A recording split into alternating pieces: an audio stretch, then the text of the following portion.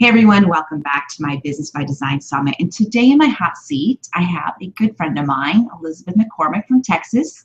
She's best known as a U.S. Army Black Hawk pilot, if that's not badass enough all by itself. She's also a #1 best-selling author and a motivational business success speaker. And on average, she does about 100 events annually. So I am proud to present Elizabeth. How are you today, Elizabeth? I'm fabulous. Thank you for having me. Awesome. And I left out she's a mother of 2 because that's even more badass right there. I am. Deal. So tell the audience today, Elizabeth, did you just happen into entrepreneurship? What's your story? Inspire us today with yours. Long story, very short. From college to Army, Black Hawk helicopter pilot, did that for almost 8 years. Was injured right before September 11th, completely a blessing in disguise. Went straight into corporate. Was lucky, actually, within 3 days of getting out of the military, I had an interview, nailed it, got the job. So that's the way I thought it was supposed to be, like you get a job. So I worked corporate for almost 8 years. And while I did that, I also dabbled a little bit in network marketing and did some things on the side on the weekends, which is a great little plan B, and to kind of dip your toes into entrepreneurship while you're working corporate, because the marketing's done for you, the paperwork's done for you, the website's done for you. So that's what I did. Didn't expect that little dipping my toe on the side would end up with me being one of the top sellers, sponsors, and teams in the nation in that company at that time.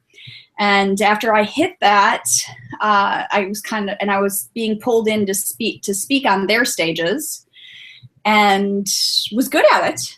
And I was still working a corporate job. And then I got laid off from my corporate job right around the same time I was getting asked to speak at other venues and other events. So for me, that kind of happened organically. I had to be open to the possibility that there was something else besides my corporate work of what I was doing, and really, be open and aware to the possibilities of what was around me. And brought in a little extra money on the side, which was helpful, but also really gave me the experiences to build from, so that when I got laid off from my corporate job, they came in with a 2-slide PowerPoint. Slide number 1, the economy is bad. Slide number 2, you're all laid off. Everyone was crying, and I'm sitting in the back row going, yay, I got something else I could do. I had that whole backup plan, right? I had that. But then what happens is your backup plan becomes the plan, and there's no backup. You give it 100% all. I will tell you, I cashed in my 401k, which I don't always recommend, but I chose to do that. And I figured investing in me and my company, my business, it was a safer bet than the stock market, where I'm investing in someone else's. And that was, 7 years ago now. And I've been professionally full-time speaking for 6 of that.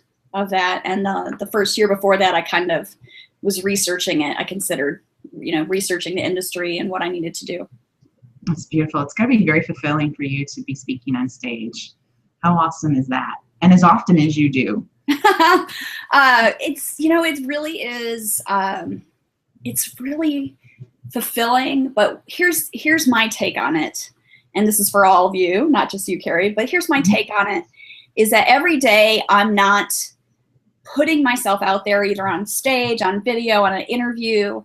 Every day I'm not sharing what I have and what I went through, of what I can do to help someone else, is a day someone out there isn't getting what they need, and what they need to be better and bigger and more full and more alive, and what they need in their life or their business. And if I'm not helping, and I'm getting in my way and keeping myself from them, then I'm hurting them. And how dare you hurt someone by keeping your gifts away from them? That's powerful. That's what drives me every single day. I wake up and, it's like one of those cartoons you see where your feet hit the floor and somebody goes, oh, she's awake. She's awake. Ah! That's kind of like what I I envision, but it's really truly, if you get out of your way enough to realize that whatever product or service as an entrepreneur of or your dream of having as an entrepreneur is, if it's going to help somebody in their life, whether it's a quality of life, a service, or if it's going to help somebody, how dare you get in your way and keep what you offer from them because you're stuck or afraid or unwilling to move past.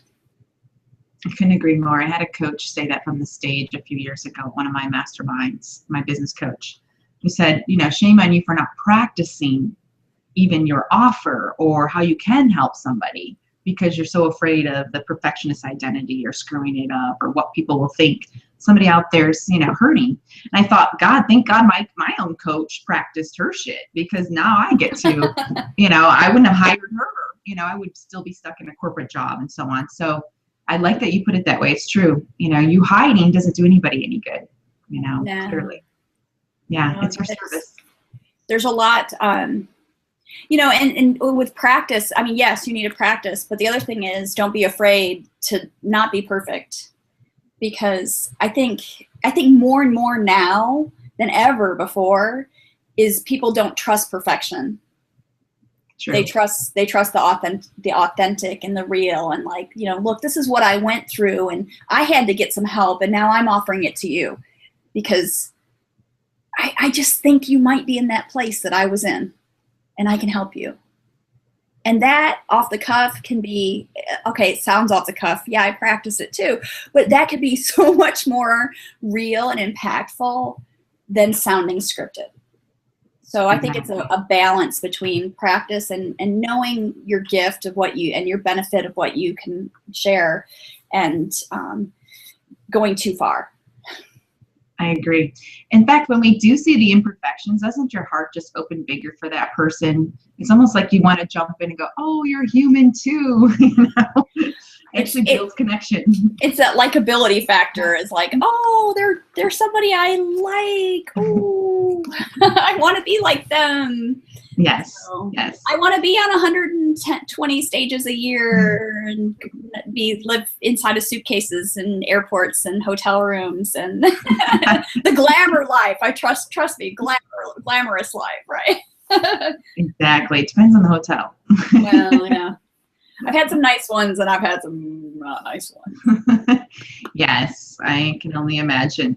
So when you start up, and let's go back for a minute, how many books do you have published technically in your name? 12. Say that with a question mark. Because I have one just shipped today. Oh, okay. So I think that one's 13. But that one's the lucky 13. I think so. But I have a couple that are out of print. Because you keep getting better, right? And so a lot of people are like, I'm not going to print out my book till it's perfect. We just talked about perfection, right? Yeah. Your book in its imperfection is better than no book in its perfection. Agree. So gosh, I have constantly.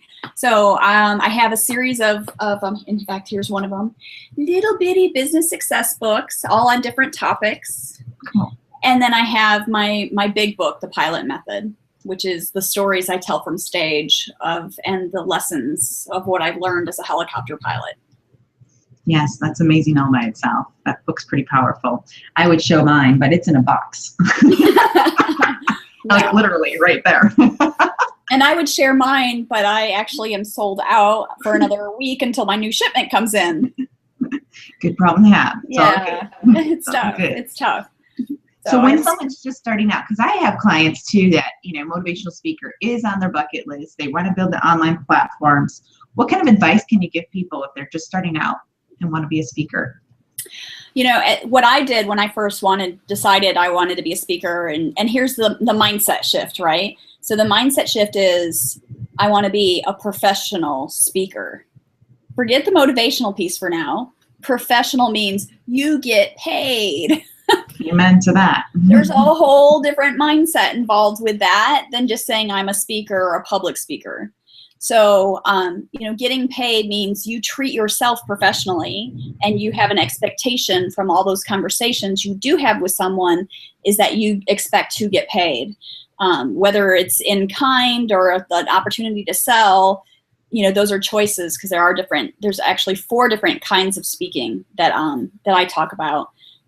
There's one where you're just speaking for exposure, and that's great, especially when you're first starting off. I really recommend that if you're starting off as a new speaker, that you go to Rotary clubs and contact them and try to speak for them. Every single little town and suburb and village has a Rotary club, and they meet every single week of every single year and have like 46 to 48 speakers and programs they need a year.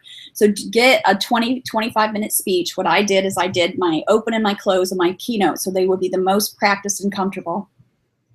And I gave that as a 20-minute speech and did it over and over and over and over again. I did my first year 63 free speeches, and then sold a little teeny tiny book.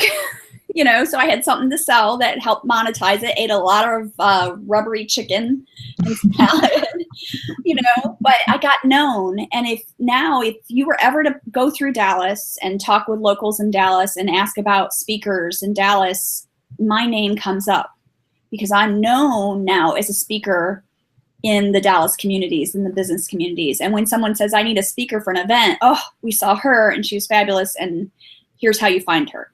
So, getting known and getting that exposure is great when you're starting off. Now, the other saying in the speaking industry is that you could die of exposure or hunger, if you don't get paid. So, so that's just the way to kind of get started. Or if you have a service industry where you're working in a regional and a small, tight area, that might be a way to go.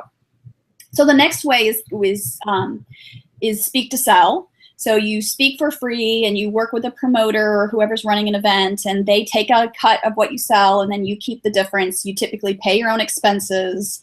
And so you're really kind of at the mercy of who's in the audience and who that promoter's brought in, and the percent from the promoter, and who else is selling and who's before you. Ooh, I've had that, where I've had somebody that's like way bigger and had a better product before me, and then I was just out of luck. So you're really at the mercy of everything else around you. It can be a great platform and a great way to, if you have a very compelling product that a specific audience really needs. The third way is fairly new, and that is it's really picking up a lot. I'm seeing a lot more of it, is sponsorship speaking. And that's where you pay to be a sponsor. So you're actually paying to speak at their event. They're not paying you, you're paying them. So you buy a sponsorship package that includes a 10, 15, 20, 30-minute presentation on their stage, which could include a sale, it could include something else. But you're actually paying them to be on the stage. I'm seeing it a lot more at events. I don't know. Are you seeing more of that, Carrie? I'm just already going through the back of how many events I've attended, and I'm probably thinking that's how they ran it. So, especially if it's a big name that can already attract a massive crowd, it's super beneficial for you to be a sponsor. Well, and here's the thing. If it's a big name, I can think of a couple of really big names. I know they do that. One I know particularly charges $10,000 to have a spot on her stage. But she brings in thousands of people. So it's just, it just depends on what you want to accomplish. Be very clear on your goals of what you want to accomplish out of that, and be very strategic of what you do and how you set up your presentation and you'll get a table or booth or something, and what you do with that. It can also be very beneficial to do that one time with a practice presentation to get good video. True. It can be beneficial for that. So again, you're paying to play, but it can pay if you have a strategic plan around why you're doing it, really maximize that and get some rock star video for your speaker reel and your website. So the last one is the way I do it, the last way, and that is keynote. That is where they write a check and I show up. And sometimes what I negotiate is that they buy books before I even show up, so I'm not having to schlep books and then hope they all sell, and I don't have to schlep any back home or ship them back home, which happens because you don't want to run out, right? Right. So I typically will negotiate in my contract that they pre-buy the books before I even get there, and I ship them in advance, and they pay the shipping, and it's all done, which is a wonderful, wonderful thing to do. You know, could I make more if I sold from the stage? Potentially, maybe. I kind of like the security. Again, I have 2 kids. I have one in college. I kind of need the security and stability of knowing that there's a solid, you know, paycheck, even despite, you know, and they pay my travel, and they take care of everything. So that is more like keynote and where you're a paid speaker. And that's really what I specialize in.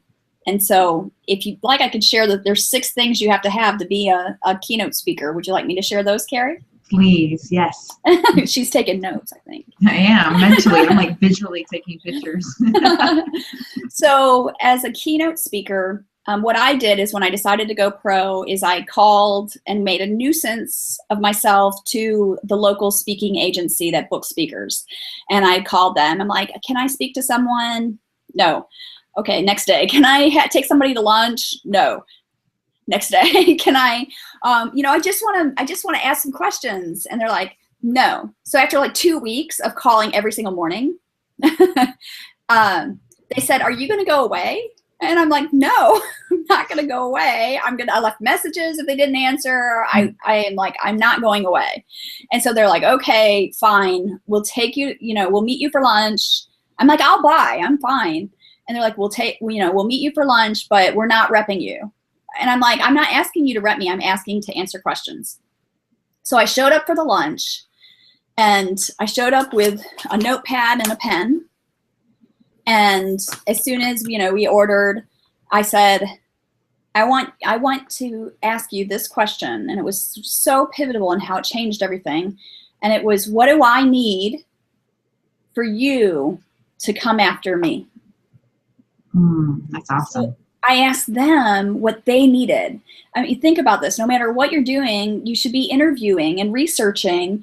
You know, if you want to be a business coach, you should be talking to people who already have a business coach and find out, what are you looking for in your business coach? What skills do you need? What are the things? You need to be a student of the industry you want to be in, and talk to people who are already are all like set, and find out what they need. So I asked her what I needed, and she told me 5 things, and since then I've kind of tweaked it into 6. But so these are the things. So in no particular order. But I will say the first is the most important, and the first is the message, is knowing what you want to say, knowing what message you're going to give out, and not only the knowing of the message, but the quality of the message. So with that message, she recommended that I have 100 speeches under my belt before they would even look at me. 100 speeches. They could be paid or not paid. She didn't care, but what she wanted was consistency of message and delivery. And the only way you're going to get that is with repetition. And the only way you're going to get that repetition in front of a mirror is not going to give you the same skill as repeating it and doing that speech in front of an audience when a joke falls flat and you realize you need to change it. Or when you have a heckler in the audience and you know how to handle it. Or when the AV fails and you know how to handle that. And so there's just something that comes out of giving yourself that experience. And that comes right back to Rotary clubs, you know, whatever organizations you have in your area that you can just get in front of and practice. It's tuition. There's no school for being a speaker, really, other than creating your own program of what you want to accomplish. So 100 speeches. So for me, it was like, check, 100 speeches. I made a little spreadsheet and I started plugging in. So the next one is marketing, is having a brand and a visual brand of what you're being marketed as. So for me, as a helicopter pilot, it was pretty sexy. It's pretty good. So I have so I had an advantage there. But I had a client, because I work with a lot of emerging speakers now, and I had a client who didn't have anything. She had nothing, but she did have a book. And on the book, she had a cup of coffee because she wrote a book about networking.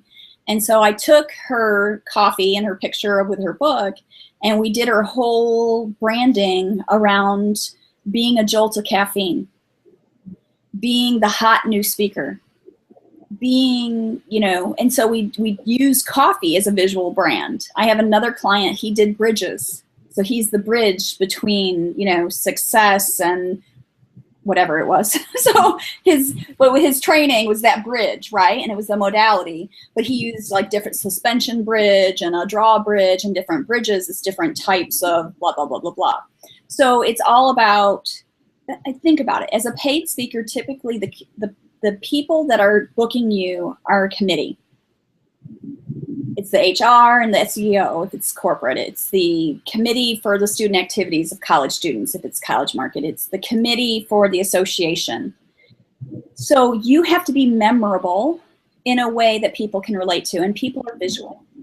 So you have to give them something to attach to in a visual sense. The girl that always wears red.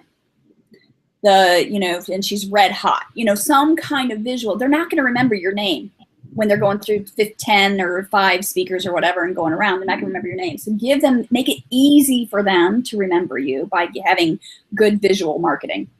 So with visual marketing, that of course ties over to your website, which is number 3. Website obviously needs to match the visual branding and everything else, but you have to have one. That's like a non-negotiable in business, of any business, not just speaking, is that you have to have a visual brand.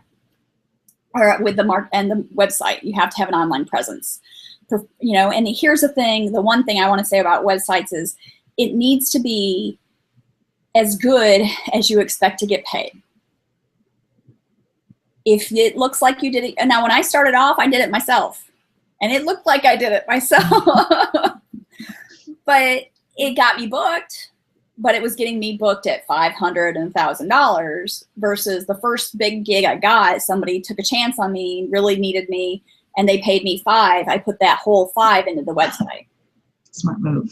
Yeah, and then reinvest it, right? And I put it all on the website, and that new website now gets me booked at that or higher consistently. So it's all a matter of knowing that you're marketing, not just the website, but the marketing materials, everything looks the same. Same thing with the next item, video, because your website has to have video. And video is where 90% of the speakers get stuck. Even coaches, even no matter what you do, you need to have video, because video is where it's at. And if you're not on video, it's starting to be where it used to be said, if you don't have a website, you're invisible. I think now it's if you don't have video and a website, you're invisible. You've got to have a video presence. I got booked by Coca-Cola off YouTube. They found me on YouTube. You've got to be on YouTube. You've got to have video. No matter what, it's answering frequently asked questions, if you have a product or a service, no matter what it is, you have to have a presence on YouTube. So you know, and for a speaker, you need to have a good sizzle reel. I redo mine once a year. I'm in the middle of redoing mine right now. And I will tell you, looking at video and watching myself on video, I mean, give me a sharp knife in the eye, because it's just like, we hate watching ourselves on video. It's okay. My tip for watching yourself on video is you watch it with a sound and you turn your back to it, and with a notepad, use a timer and jot down your time marks, but just listen. Listen for the strength and the passion in your voice of what your key points are, and when you sound the best, when the audience reacts, and do it in an auditory way without watching. You'll be less judgmental of yourself. Good point. Good point. And then take the same list of time spots, right? And replay it with no audio.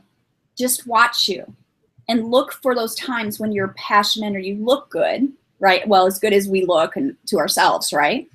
But watch for that and mark those down. And then compare the two.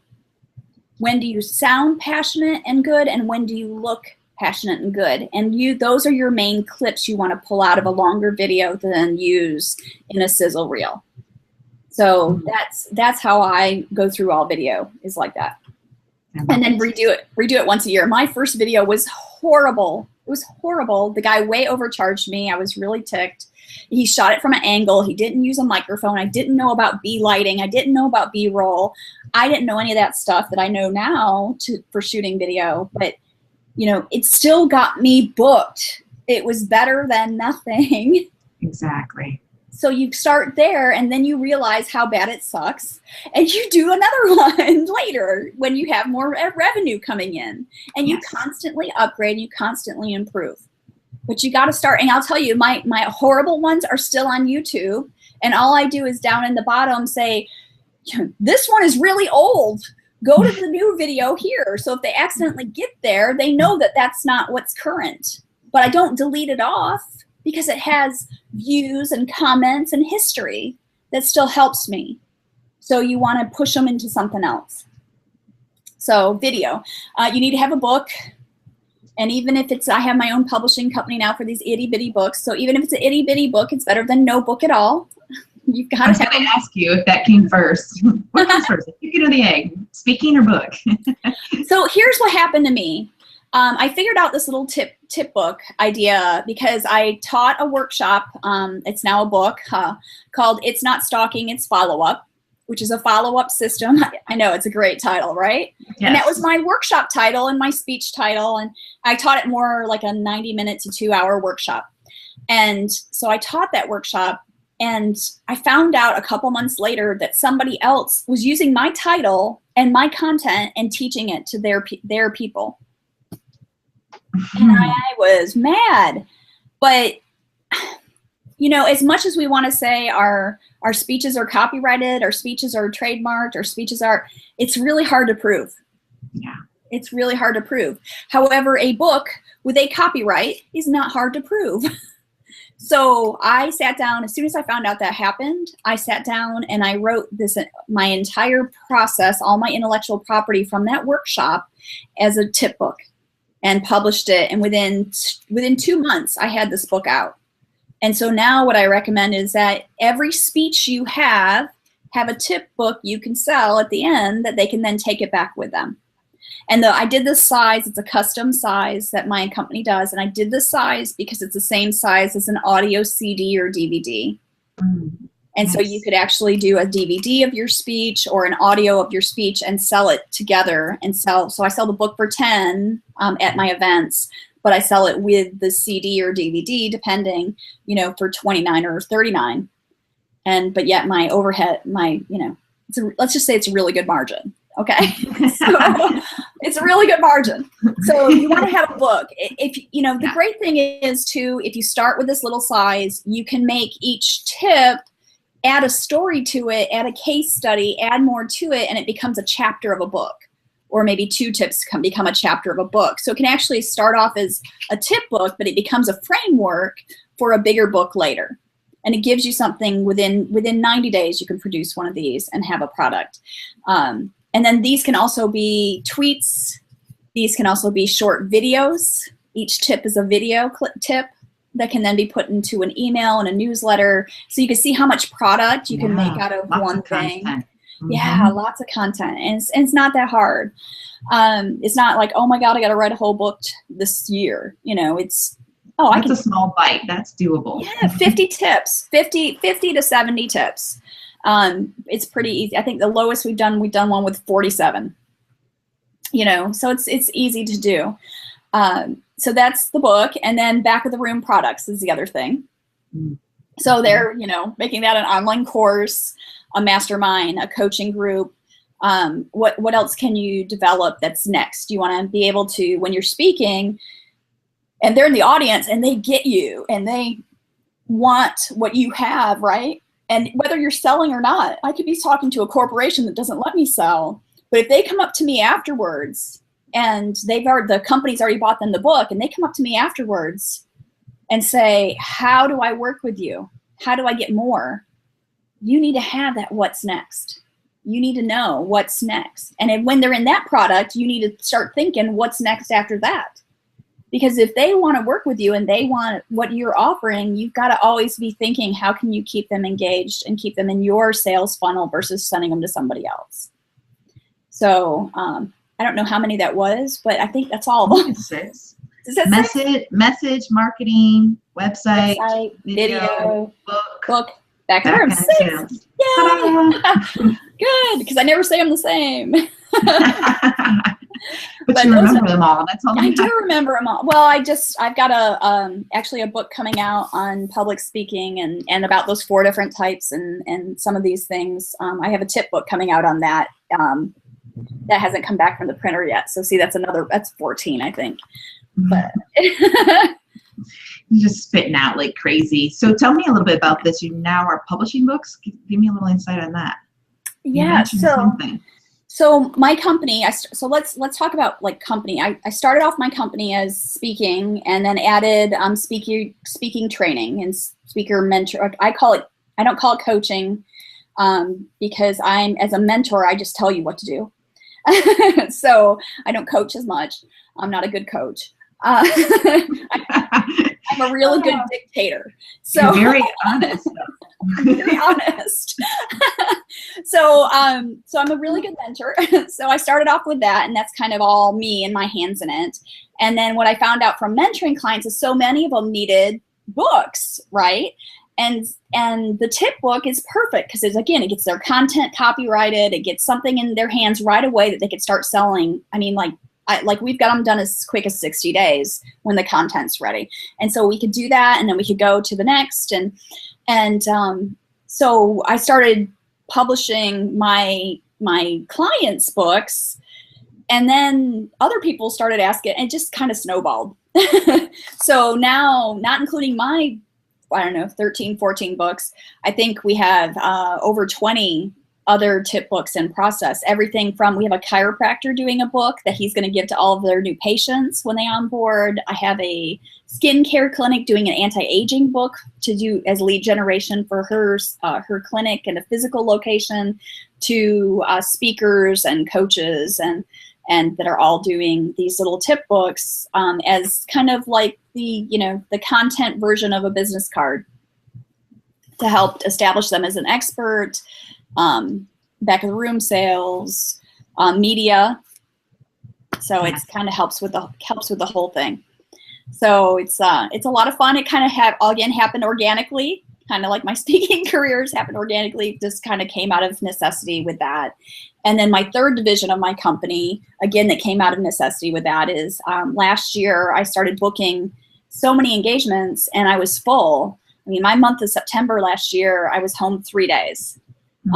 It's not as glamorous as it sounds. You really, I realized I needed to be more picky and more picky choosy to what I do. And I got some really big name company speaking engagement requests that came in that I couldn't do because I was already booked. And so instead of me turning them down and just saying no, what I created was my own agency that books speakers. So now instead of saying no, I could say, well, would you like help finding someone else? Very smart. Yes. So now I went from being just me in my company with an admin to now I have a team of 13 people, 3 divisions, and am creating, what can be a sustainable empire. Yes. Global world domination, It's a good thing you got out of bed today. Shame on you. I know, right? Carrie, you're just so lucky to have me. But here's the thing, the lesson in that is look for those. It's all been organic. It all fits. After I mentor somebody, I know that they've got this. I know that they've got the tip book. They've got all their stuff. Then it's easy to say, here I can confidently recommend you in my agency because I know you've done all the work. I know you've ready. I know your message. When I'm on the phone, when they're asking for me and I'm not available, I can confidently talk about them. And so, that's kind of the difference with that. And now I have somebody else that's running that piece of it because I can't do it all. And that's no way to clone yourself almost. No. I will tell you, that's probably the hardest part of business is finding the right people, the right team members, and knowing who you can trust or not. Carrie and I were talking about that earlier. Go. It's so hard to let go of a project and trust somebody else with it. Isn't it hard? It's hard. Yeah. You know what? Time ends up biting you though, because it's either you let it go or it doesn't get done. And so to me, it's about being attached to the result, not the process of how they do it. They might want to do it differently in a different way. As long as that outcome and you're clear on the outcome that you expect, you know, it's easier to let go. And like, I don't even, just tell me where it's at. I don't care how. I don't want to know how, because it wouldn't be how I do it. And that's okay, as long as it gets to that same desired outcome. Right. But boy, that's wired so much alike. That's a hard part about growing and scaling in business, is knowing when you need to bring somebody in. If your to-do list is not getting done, you need to bring somebody in. Yes. I am a big proponent of doing, I call it, it doesn't, and it has nothing to do with drinking, but I call it a DUI process. So it's just catchier that way. IUD didn't work so good that way. So DUI process, which I take my to-do list, and anytime I'm working on my to-do list, I immediately first go through everything on that list and put a D next to anything I can delegate. Not because and it might be something I like to do, but just because I like to do it doesn't mean I should be doing it. So put a D next to anything you can delegate. Then I do urgent, DU, urgent, next to anything that is time sensitive. It needs to be done or you're not gonna get paid. It needs to be done, and this invoice needs to be sent so you can get paid. This needs to be done, or I'm gonna pay a late fee, or anything that's time sensitive, you're gonna put a U next to. And then anything that's important. It might not be time sensitive, but it still might be very important to your business or to you. So you put those items, and so the items that are D for delegate, but they're also urgent, those are the items you need to take care of, send out to someone else first. And so it helps you, and some items will be DUI, and those are the items you really need to do first. And so, and some items might not be any of the three. They're not to delegate, they're not urgent, they're not important. Well, then they need to go on they can be done at the end of the week, or next week. Right. But when you really get clear as to, and I really recommend that you find the items you can delegate first.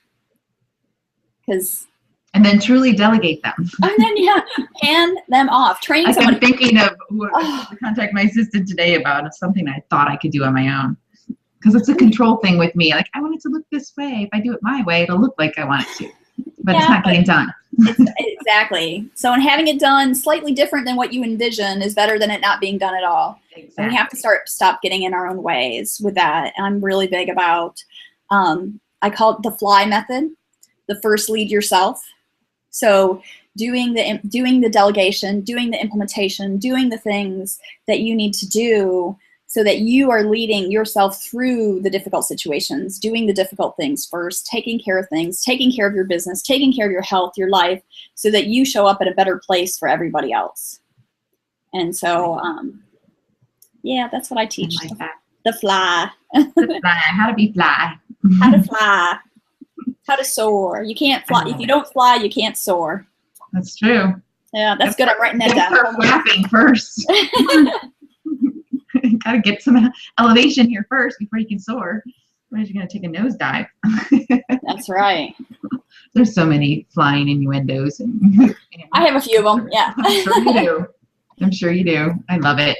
I've always been obsessed with, my uncle was a pilot and had his own airline. So I grew up like in little planes, but helicopter, I think I've only been in one. So hearing you describe in the pilot method, just the flying of it, isn't that cool? Blows my mind. It just blows my mind at how much you're responsible for. It's I call it multitasking on steroids. Yeah. It's not like anything else, but you'd think there'd be more females doing it then, because we're better multitaskers. Well, and honestly, women make the better helicopter pilots because we have a softer touch on the controls, and we have that. It's actually, there's an article in Time magazine about that, proving it. But you have to get through basic training and candidate school and all the other stuff first. Yes. Which is why there's not very many women in there. So yeah, it's tough. Just a few hurdles, guys. Just a few. Very cool. Well, tell our audience, Elizabeth, how they can get a hold of you, what you have for them, how can they connect with you personally? Because you've been a wealth of information. I mean, motivational speaking, I mean, just a million tips on that all by itself, on entrepreneurship, video, websites. You got it. I mean, books, book publishing. This has been a great content hour with you. Hour of power, Elizabeth. Power. So, Power. That's right. Power. So my company name is Soar to Success. SOAR, the number 2, success.com. And if you go to Soar to Success, one of the first things is to ask you if you want to fly with me. And again, fly is first lead yourself. So what I have is a self-leadership challenge, which is 30 one-minute videos to challenge you with little teeny tiny 5-minute challenges that you can do every day. Or if you don't like every day, you can do it every 3 days. It gives you the option of splitting off and doing it. You could go high and fast, or you could go low and slow, either way, whatever works for you. And they're just little video clips from me on different ways that you can empower yourself, and you could get things done slowly over a month or 90-day basis, depending on how you want to go. It's a lot of fun, and it just gives you a little interaction with me for that and on my website. So perfect. I hope you'll join me there at Soar to Success. Love it. And the link, of course, will be in the body of this video, on the landing page, and everywhere you can find it. And just make it easy for everyone to get right to, front and center with you. So, which is very, very cool. Awesome. Those are awesome videos. That sounds really great. Yeah. Okay. It's a lot of Wonderful. fun. So if you're a brand, any final thoughts, Elizabeth, that you have for our audience, if they're a brand new entrepreneur, or they're even thinking about being an entrepreneur, what would you suggest? So the first thing, and this is one of my major points when I'm in a speech, is that you have to believe in yourself. And you have to believe in yourself even when no one else believes in you, when everyone else says you're crazy, everyone else is saying something negative. You have to be willing to stand firm in your space. And I call it you could be in the belief zone, or you could be in a comfort zone, but you can't be in both at the same time. So it's a choice. It's a choice to believe in yourself, your potential, your abilities, your future, of what you can be and what you can do and what you can bring and how you can help people. Or it's a choice to stay comfortable. And in the comfort zone, you get what you already got because you're going where you've already been. So which would you rather do? Belief zone, please. One belief zone for me, please. That's right. To go. So it's a lot of fun. I love that. That's so true, because you're going to have people that are on board, and then they're going to be gone tomorrow, then they're on board again. Oh. And then the ones that always circle back and go, can you show me how you did that? Because they didn't believe, 2 years ago. Yeah, my dad, when I first started speaking, and I'd lost the corporate job and was cashing in my 401k, and he's like, you are crazy. And he was an entrepreneur. He owned a construction company, and he's like, no, you really can't make any money doing this. And he was the ultimate naysayer, totally negative with me on everything. And I just had to tune him out. I literally had to I'm like, you know what, Dad, I understand that you believe that, but I don't choose to believe that. I choose to believe that I can do this. It's not hard. It's going to be easy. It's going to work out. It's going to be okay. And that's what the future I'm holding. So, you know what? I love you, Dad, but I don't want to hear it. Yeah. And we're thankful you didn't listen to him. You're a very powerful force to follow. So. Awesomeness. Well, I'm going to wrap up today. Thank you so much, Elizabeth. As always, it's a pleasure to see you. And the content you shared today is just super powerful. So thank you so much for your time today. My pleasure. Bye, guys. Bye.